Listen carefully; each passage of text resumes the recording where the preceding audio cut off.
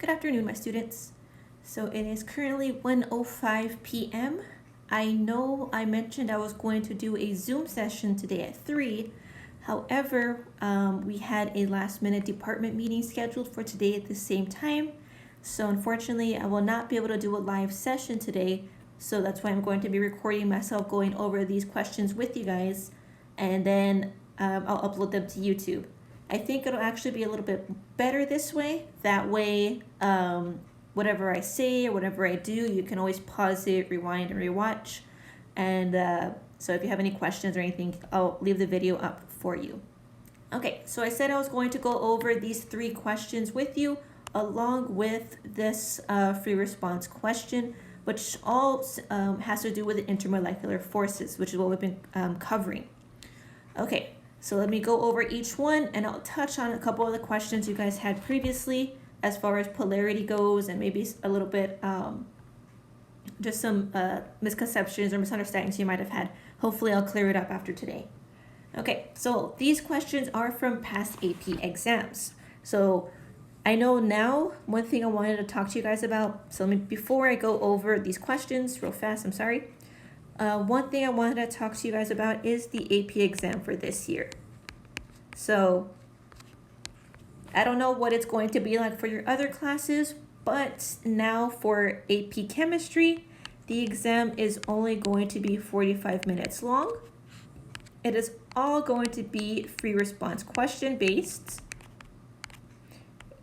It will be able to be taken online. So I don't know if that's going to be done through the phone or a computer or exactly what. They are going to release more information this Friday, April 3rd. So I'll get more information on that day and I'll give you whatever I'll share the information with you. And then one other thing is it is going to be open book, open notes. So that means whatever notes you have at home with you, and unfortunately, I know a lot of you left your binders at school, but if you want to start making review sheets or anything, or start looking them up online, I'll be posting a couple of good review pages I found online. That way you can start making your own open notes and everything. That way you can be using them during the exam. And as far as I know, colleges will still honor a passing grade. So that's good.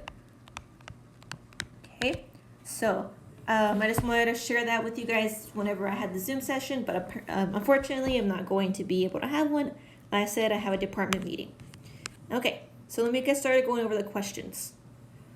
All right, so number 21, it says benzene C6H6, okay, this is a structure, has a structure shown above.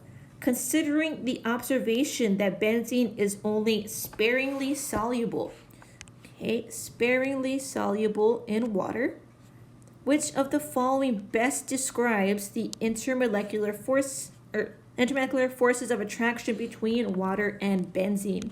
Okay, so first of all, whenever you're reading this question, you should be able to remember, you should recall what the word soluble means. So soluble means being able to be dissolved in water, right? And this one is sparingly soluble. That means it's only a little bit soluble. So some of it will dissociate, some of it will dissolve, but not 100%.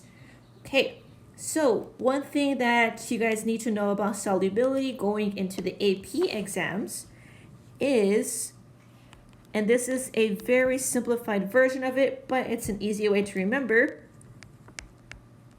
is like dissolves like. So what does that mean?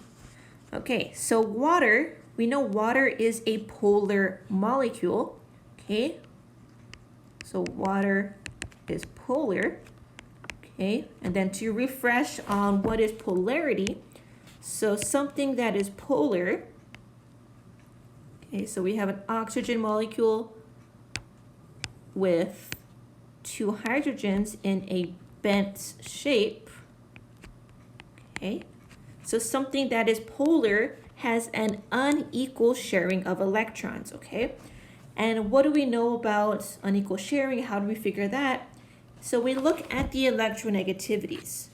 So looking at a typical periodic table, we should know that electronegativity increases going up a group and then going this way, so that fluorine is the most electronegative atom.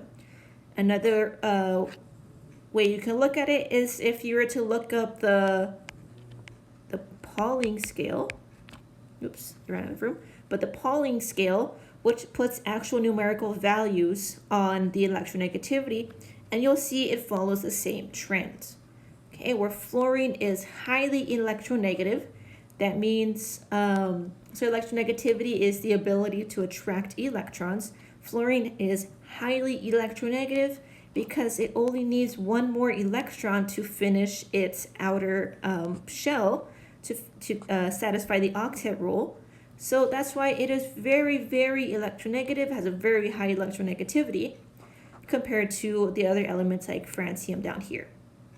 Okay, but we're looking at oxygen and hydrogen, right, from the water molecule. So let me just do lime green. So oxygen here, right, has an electronegativity value of 3.44, and hydrogen has an electronegativity value of 2.20. Okay, so oxygen is more electronegative than hydrogen. So when you're looking at the structure of water, that means you're going to have some of that electron density being more strongly attracted to the oxygen atom. So that forms a dipole where oxygen has a partial negative because it's attracting that electron density, that negative, towards it. And then hydrogen will have a partial positive on it because it's losing some of that negativity to oxygen. Oxygen kind of pulling it away. Okay, so that's what a polar molecule is. Okay, so since water is polar, the molecules or substances that are most soluble are also going to be polar. So the phrase like dissolves like means something that is polar will dissolve in something that is polar, like water. Okay, oops, like water. Okay, so then going back to benzene. So benzene as a structure shown above, we see that it's only sparingly soluble. That means it has to have only maybe it's a very slightly polar molecule, and so we're going to see why that is.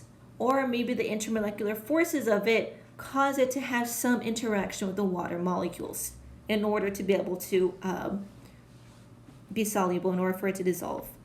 Okay, so letter A, it says benzene is nonpolar, therefore there are no forces between water and benzene. Okay, so first of all, we know there has to be at least some interaction because it is a little bit soluble. So where it says no forces between there, that's what causes letter A to be incorrect, because there are some forces. Okay, there is some slight attraction, some slight interaction between the water and the benzene. Okay, the hydrogen atoms in benzene form hydrogen bonds with the O atoms in water. Okay, so that's normally the case in hydrogen bonds. However, the difference in electronegativity between the carbon and the hydrogen is too small for them to be considered polar. Therefore, there is not enough of a dipole moment or a partial dipole on this hydrogen for it to be able to be attracted to the oxygen. Okay, so this will most likely not form hydrogen bonds because this hydrogen does not have the partial positive that you would see in oxygen to make it attracted to the oxygen of water. Okay, so that one is incorrect. Letter C, benzene is hydrophobic. Okay, so if you don't know what this word hydrophobic means, let's break it down very quickly. Hydro, the prefix hydro means water. Phobic, think of phobia, which means think of like scared of or repulsed. So benzene is water repulsed. Therefore, there is a net repulsion between water and benzene. Again, we know that's not the case because it is sparingly soluble. That means it does interact with the water at least a little bit. Okay, so it's not letter C, so we know it's letter D, but let's see why. So letter D, there are dipole-induced dipole and London dispersion interactions between water and benzene. Okay, we know this is true. One, we know LDFs are present in all molecules, polar or nonpolar. Okay, but benzene is more nonpolar than it is polar because of these carbon-hydrogen bonds. And so really the only intermolecular forces that you'll see are going to be your LDFs and then the very weak dipole-induced dipole. So what does that mean? So that dipole-induced dipole is just the shifting of the electron density, how we mentioned before in my previous lecture, that whenever you have atoms and they have that electron cloud, right, it's not always going to be a perfect circle with your nucleus in the middle. You might have something that looks like that, something that looks like this. Oops, not like that. Something that looks like this, right? Where that's your the nucleus of your atom with the electron cloud around it. So you might have some areas where you have a very, very, very slight attraction between them. And that's what a dipole-induced dipole is. Okay, so then for number 21, your correct answer is D. I know some of you guys were sharing your responses, so if you chose D, great job. Okay, so let me erase this. And again, this is a good thing about me posting a video, and that you can always pause and write whatever I wrote. That way you don't have to be rushing and writing the same time you're trying to listen. Okay, so let's go over to number 1. It says, in which of the following liquids do the intermolecular forces include dipole-dipole interactions, or dipole-dipole forces, excuse me. Okay, so in order to have a dipole, you need to have that difference in electronegativity. You need to have that, that polar bond usually. Okay, so now let's draw the Lewis dot structures for each of these. And I'll do them down here where there's a little bit more space. Okay, so letter A, I have fluorine as a liquid. Okay, so that means I just have 2 fluorines bonded together, FF, okay, with my lone pairs around. Okay, so by definition, since these are the same atom, I can't draw a straight line apparently, since these are the same atom, their electronegativities are going to be equal. That means there is an equal sharing of electrons here. One fluorine is not pulling a little bit more than the other fluorine. So this molecule here is nonpolar, which means there is not a dipole. You don't see a partial positive, partial negative, or anything like that. Okay, again, this one is nonpolar because it's the same atom. They share the electrons equally. Okay, so let's look at letter B. Letter B is CH4, that is methane. Okay, CH4, methane liquid methane. Okay, so the Lewis dot structure for that one looks something like this.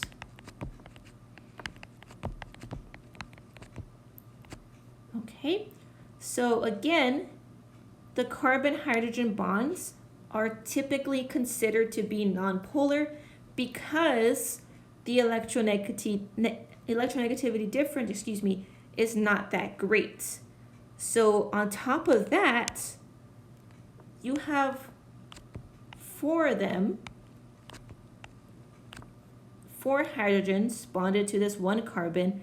So even if there was a slight dipole, due to the structure, think of it as kind of like a seesaw where it's able to be canceled out.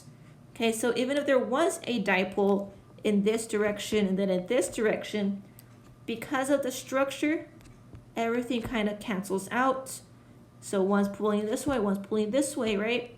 But those 2 pulling in opposite directions, think of it as kind of, again, canceling out. So this structure becomes nonpolar. So in this case, there is no dipole-dipole forces seen. Okay, that's letter B. So let's go on to letter C, which is going to have a very similar structure, which is CF4, carbon tetrafluoride, CF4 liquid. Okay, and again, the structure is going to be very similar, where you have F, carbon, F, F, F. The only difference here is all the fluorines are going to have electron pairs around it. Okay, but again, this one is going to be considered mostly nonpolar because the electronegativity difference isn't going to be that high, and due to the structure of it, these are known as being tetrahedral. So these are going to, this one is also going to be nonpolar. Nonpolar, most likely, and you're not going to see that dipole-dipole being formed. Okay, so then the last one is CH2F2. Okay, so this one's going to be a little bit different. Okay, I'm gonna do letter D up here because I ran out of space. CH2F2. Okay, so typically you would put your most electronegative atom in the center, but in this case we're gonna put carbon in the center. So we have carbon in the center, and it has 4 bonds being formed to hydrogen, hydrogen, fluorine, oops, ran out of space, and a little fluorine up there. Okay, so because you don't have 4 of the same groups here, 4 of the same atoms, then this one is not going to be shared equally. So there is going to be a slight dipole formed between the carbon, the fluorine, maybe the carbon, and the hydrogen. So because you have that differences, this one is going to be a polar molecule. So you do expect to see some dipole-dipole forces being present. Okay, so for this number 1 here, the correct answer is D. Okay, and that's it for number 1. Oops, oh, that makes it easier. Okay, so now let's go on to number 18. So what I'm probably going to do, I'm probably going to upload this video in 2 parts. So I'll upload this first part going over these 3 multiple choice, and then I'll upload the second part going over the parts here of the free response. That way it's not a super long video because it takes a while to upload. Okay, then let's looking at number 18. So it says at room temperature, I2 solid is a molecular solid. Which of the following provides a characteristics of I2S with a correct explanation? Okay, so I2. Okay, so the structure of it looks like this, right? It's an iodine, 2 iodine atoms. Looks something like that. Okay, so at room temperature, I2 is molecular solid, blah, blah. Okay, so letter A, it says it has a high melting point because it has weak intermolecular forces. Okay, and then previously we saw that this is incorrect. It does have weak intermolecular forces because of its structure, because it's 2 iodine molecules. The only intermolecular forces here are going to be your LDS, your London dispersion forces, which are very weak. So since they're very weak, you would expect to have, instead of a high melting point, you would expect it to have a very low melting point. Okay, so letter A is out. It is hard because it forms a three-dimensional covalent network. Okay, so only certain atoms form the 3-dimensional covalent network, and iodine is not one of them. Let's see. I don't know. Can't remember the specific ones.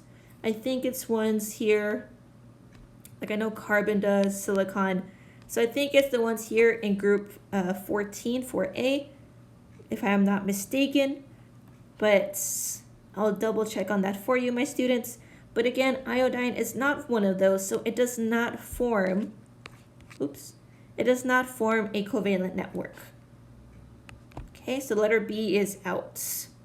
Okay, letter C, it is not a good conductor of electricity because its valence electrons are localized in bonding and non-bonding pairs. Okay, so let's put a question mark there because we do know its valence electrons are focused in bonding, right? Because it has this one bond, and in lone pairs. So let's put a question mark here on letter C. Okay, and finally letter D, it is very soluble in water because its molecules are polar. Okay, so we know that one is completely false. One, because this one is extremely nonpolar. This one is nonpolar because we have two of the same atom, which means the electronegativity difference is going to be 0, right? Because they're the same. So they are sharing their electrons completely equally. So it is not soluble in water at all, or I don't say at all, but it will be very, very considerably insoluble in water because it is so nonpolar. Okay, so letter D is out. Okay, so then for number 18, the correct answer is C. Okay, so let me clear that again. Alrighty, so again, I'll stop this video here. So I'll upload it in 2 parts, that way it's not so long. And then I will post a second video shortly going over the free response question. Okay, so that's